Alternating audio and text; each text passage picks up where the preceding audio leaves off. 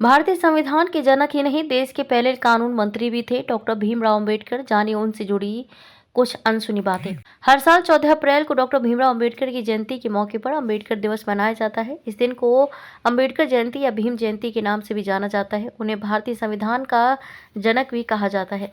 उनका जन्म 14 अप्रैल 1891 में मध्य प्रदेश के महू में एक दलित महापरिवार में हुआ था। वह एक विश्व स्तरीय वकील, समाज सुधारक थे, जिन्होंने आज़ादी के बाद देश को सही दिशा में आगे बढ़ाने में अहम योगदान दिया था।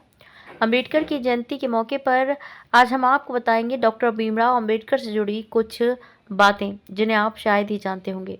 अंबेडकर जी से जुड़ी अनसुनी बातें। साल 1947 में भारत को आज़ादी मिलने के बाद B.R. अंबेडकर देश के पहले कानून मंत्री बने। अपने कार्यकाल के दौरान उन्होंने सामाजिक और आर्थिक मुद्दों के समाधान के लिए विभिन्न कानूनों और सुधारों को मसौदा तैयार करने में महत्वपूर्ण भूमिका निभाई। 29 अगस्त 1947 को डॉक्टर अंबेडकर को संविधान सभा की ड्राफ्टिंग कमेटी के अध्यक्ष के रूप में नियुक्त किया गया था।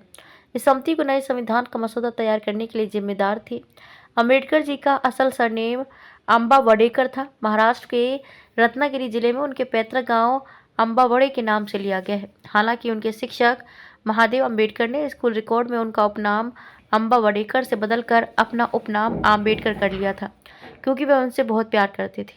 अंबेडकर जी ने देश में लेबर कानून से जुड़े कई बड़े बदलाव किए थे। इसके तहत उन्होंने साल 1942 में भारतीय श्रम सम्मेलन के 7वें सत्र में काम के घंटों में बदलाव करते हुए इसे 12 से 8 घंटे कर दिया था।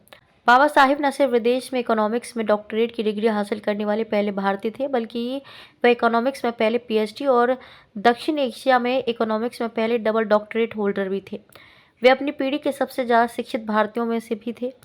उन्होंने संसद में हिंदू कोड बिल के लिए बहुत जोर दिया। इस विधेयक का उद्देश्य विवाह और विरासत के मामलों में महिलाओं को समान अधिकार देना था। जब विधेयक पारित नहीं हो सका तो उन्होंने कानून मंत्री के पद से इस्तीफा दे दिया। कोलंबिया विश्वविद्यालय में अपने 3 वर्षों के दौरान अंबेडकर ने इकोनॉमिक्स में 29 कोर्सेज, इतिहास में 11, सोशियोलॉजी में 6, फिलॉसफी में 5, ह्यूमैनिटी में 4, राजनीति में 3 और प्रारंभिक फ्रेंच और जर्मन में एक पाठ्यक्रम लिया था। अपनी बुक 1995 में प्रकाशित थॉट्स ऑन लिंग्विस्टिक स्टेट्स में अंबेडकर ने ही सबसे पहले मध्य प्रदेश और बिहार को विभाजित करने का सुझाव दिया था। बाद में इस बुक को लिखने के लगभग 45 साल बाद अंततः साल 2000 में बिहार से झारखंड और मध्य प्रदेश से छत्तीसगढ़ का विभाजन हुआ।